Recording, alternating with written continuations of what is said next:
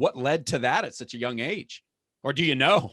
I think it was destiny. I grew up in Green Bay, Wisconsin, and I can tell you, I didn't even know what a massage was, back then. I never heard of it, and Right. never heard of health food, and just grew up on SAD, Standard American Diet. But I don't know. I guess it was just destiny. It was mostly my fascination, my idea that, there's more to health, there's more to the mind than we know. And I think when you start exploring with meditation, you become open to all sorts of things, it really opens your mind to other dimensions, so to speak. Yeah. And so you brushed by this, and I'm going to go back and revisit it, but the standard American diet, sad. And it is sad, and the acronym is sad for obvious reasons, but that's for another discussion. Okay, now here's what I want to do, because I know people are out there saying, okay, this is another one of these terms that they may be unfamiliar with. Now, we hear terms like alternative medicine, integrative medicine, holistic medicine. So give us a little sort of 101 on these terms, and where does Ayurvedic fit into this concoction? Because there's so many things you hear these days. Right. Well, integrative refers to an integration of the conventional Western objective medical science kind of approach to health, as well as something that's more natural or holistic, or taking into account, person's lifestyle and their diet and their mental state and their spiritual well-being. So I would say it's combining the so-called holistic with the Western medical.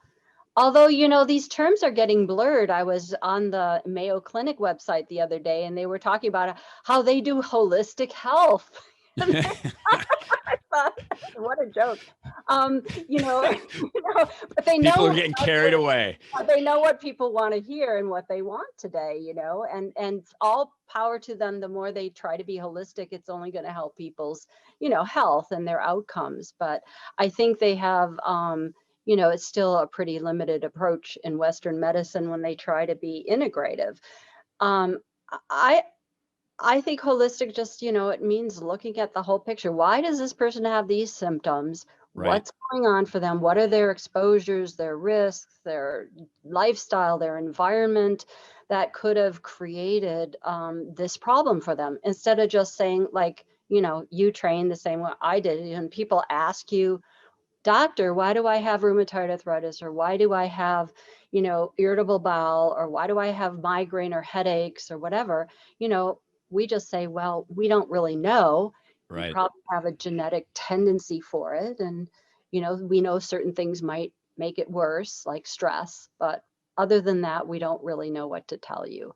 Yeah, it's interesting because, I've always been, and I was speaking to the team earlier about this, so we go back 3,000 years ago, right? People talk about the pendulum of health and wellness and treatment. 3,000 years ago, this kind of stuff was being utilized and with obvious effectiveness.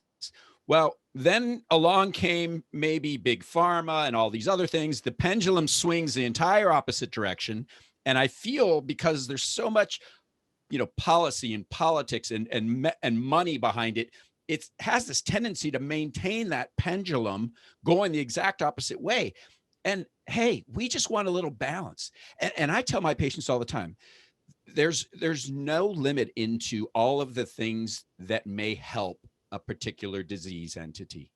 It just, you have to look at diet, you have to look at stress, you have to look at people's upbringing,